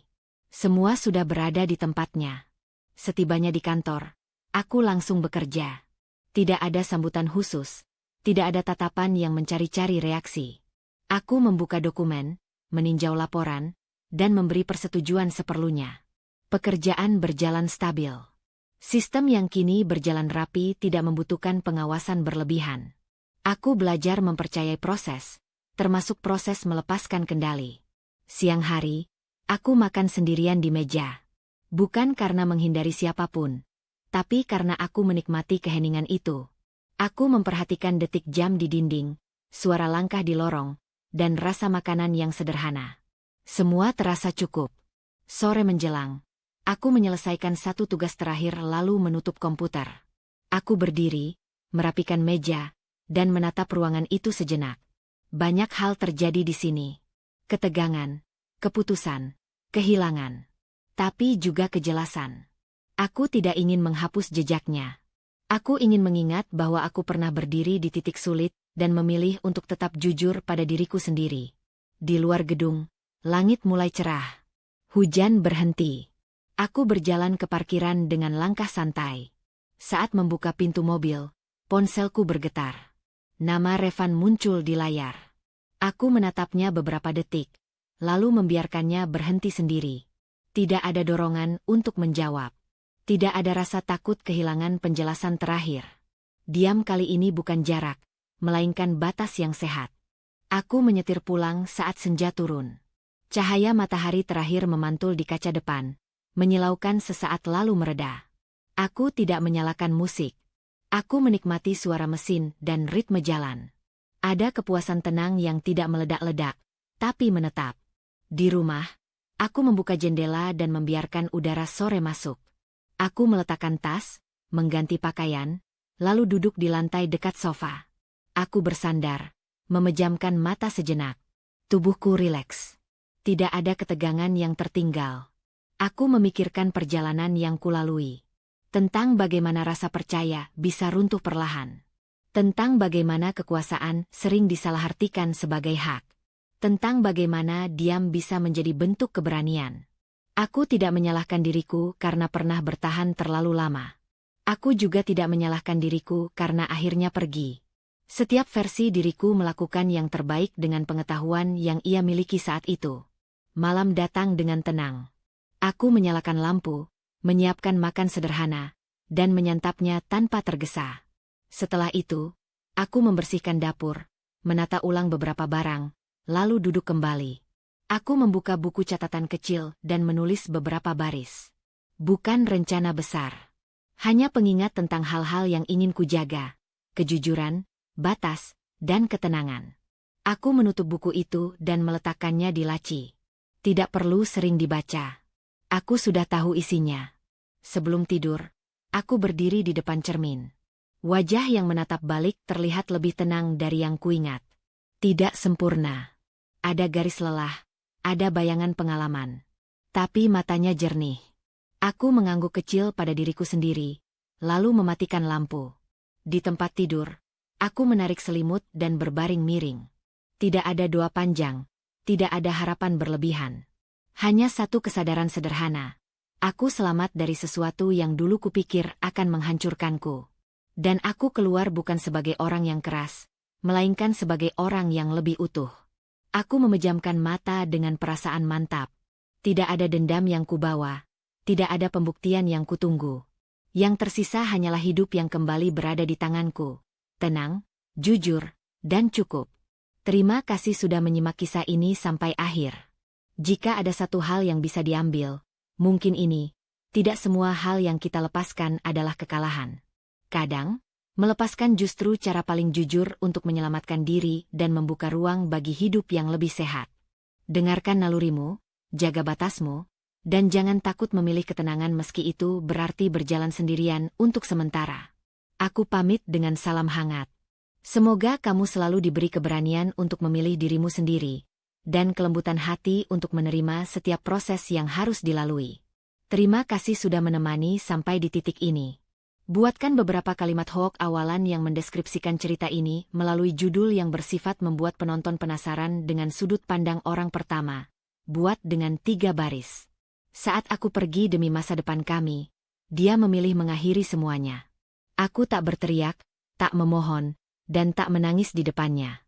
Aku menunggu satu pagi untuk membuatnya menjerit histeris.